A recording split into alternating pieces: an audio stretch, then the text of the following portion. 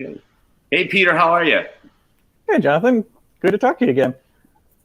Hey, look, it's been a couple of weeks now since our first session where we talked about how to help folks secure their remote connections and their remote working conditions. I thought I'd spend a couple of minutes with you and get your thoughts on where we are today and what you've seen, and share with you some of the crazy lessons and life stories that I've had over the last couple of weeks. It has been, one it has of been a bit different with everybody working from home, so many more people working from home. But one of the things that we've seen a lot on the product side is that, last time we talked about just getting people connected, working remotely. But now people are thinking, well, there's been a surge in all of these COVID-related attacks and other malicious activity going on. So what are the things that people should be putting in place to protect against that? And so we've seen a focus on some things that are always important when people are working in the office, but are maybe more important now that they're not. Things like endpoint protection and BYOD policies, those type of things that you should have in place when they're on premise, but now that everybody's working remotely, it becomes even more important. Yeah, I think I've had some insights too. My first lesson was that cybersecurity is not a DIY exercise, and neither is trying to cut your hair by yourself during a pandemic. That also was a harsh lesson. I think the other thing I'm learning in my conversations with CISOs now is the challenges around actually providing that remote working environment with a wider range of everything from corporate approved and provided devices to hand-me-down laptops and computers wherever people may be. I think that as a practical considerations, a lot of organizations never really envisioned the possibility of 85 to 90% of their workforce working remotely. I think we talked about teleworking before, but when I looked at some of the research coming out of the federal government and most of the executive agencies, barely 20% to a quarter of the workforce is actually remote working. And so suddenly now the endpoint is more important than ever. And we're seeing a very rapid adoption of zero trust. I think, again, we've talked about zero trust in the past, and in some ways it was a buzzword in the industry. But now, as security teams are grappling with the practical realities of people working outside the perimeter and having anomalous logins and sessions practically continuously for the first couple of weeks until normal balance, I think all the things we've been talking about, security hygiene, security awareness, a lot of the things that we took for granted that were provided by security teams and SOCs and automation tools are now being borne on the shoulders of these remote workers. What are you seeing out there with regards to remote workers and their ability to protect and secure their endpoints?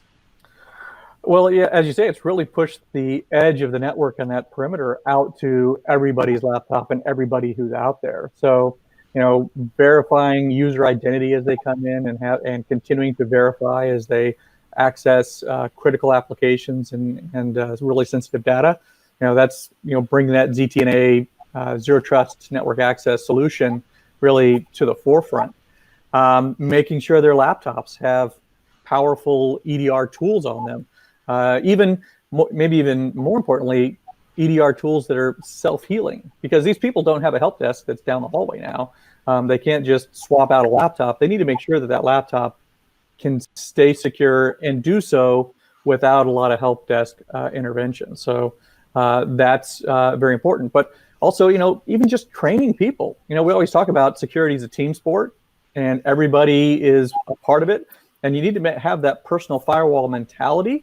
And so, as you know, Fortinet's been seeing a huge surge in our free online training that gives the basics to everybody of, what is cybersecurity? What are the threats out there? What are the steps you can take to stay secure? So we're seeing all these things converge as everybody's now the edge of the network.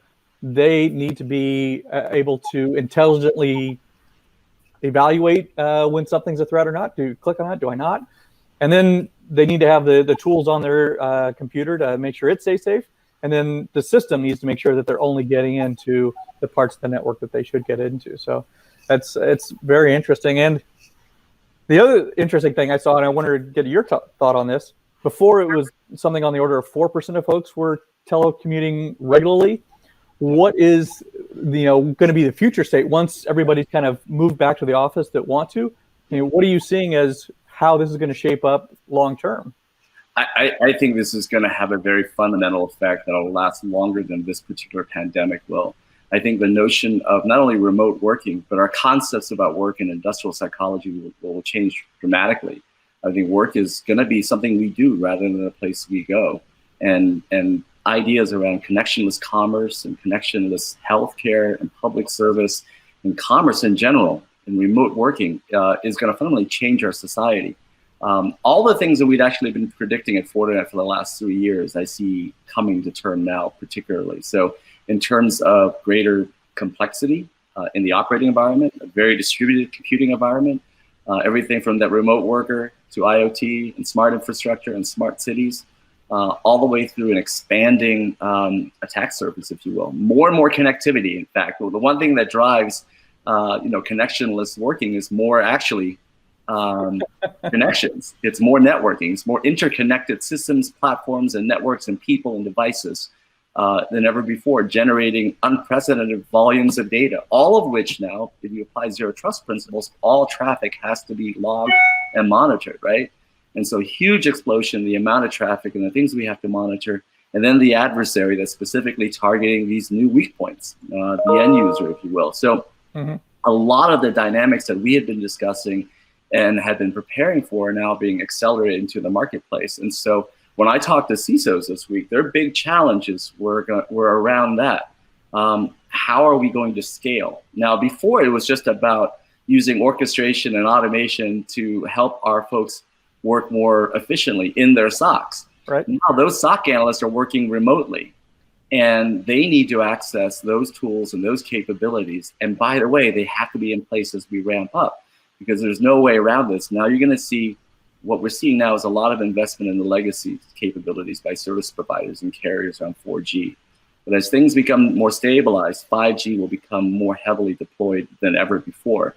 And what you're going to see is huge volumes of data, incredible velocity. I mean, 5G is about 100 times faster than 4G, right? And so what you're going to see is high bandwidth, high data payloads, high reliability, low latency. And that means you're going to have to, security has to operate at that speed and scale, because if it doesn't, then it leaves vulnerabilities that will be exploited. So I think of all things, I hate to say this, it's hard being a security evangelist because you don't often have good news. Is that security is going to be even faster and harder unless we get our arms around it. And I think, Fortinet's ability to deploy things like FortiSOAR for orchestration, FortiAI for automation are going to be the tools that we're going to have to utilize. The challenge is going to be making sure that we can access those in the same manner. So yeah, I think big changes, if you thought big changes were happening now, what we're seeing as we go down the pike, and CISOs are now talking about how do we emerge from this pandemic? What's going to be the new normal? And I was just reminding myself, just 6 years ago, there was this huge movement in real estate, in corporate real estate, to move away from offices and cubes to open floor plans and puffy chairs where people would sit around and work together and discuss things. I'm not sure that's going to be reality moving forward. So those are just some of the changes that I see happening now. And the CISO's been talking about what percentage of workforce they expect to be working from home, in 2022, when this is all over. We had been at 4%. Are they saying, we're going to reduce our office footprint and reduce real estate and just have more people working productively, as they're discovering can happen remotely if you have the connectivity you need? I think so. That one of my buddies posted on LinkedIn today a picture of his home SOC. He is a SOC director, and he has replicated all of the screens, the NASA displays, if you will, in his home, and they're building that out for the tier 3 analysts. And so I actually see a situation where it becomes inverted, and that a tremendous amount of your administrative staff will be working from home. And companies will begin to rethink what their footprint really needs to look like. And so that's going to change business models. It's certainly going to change some things, but salespeople and road warriors like me, unfortunately, we'll still be out on the road. Well, you know, doing business still takes making connections. Still means a personal relationship, because, as you know, people don't buy from a company, they buy from a person.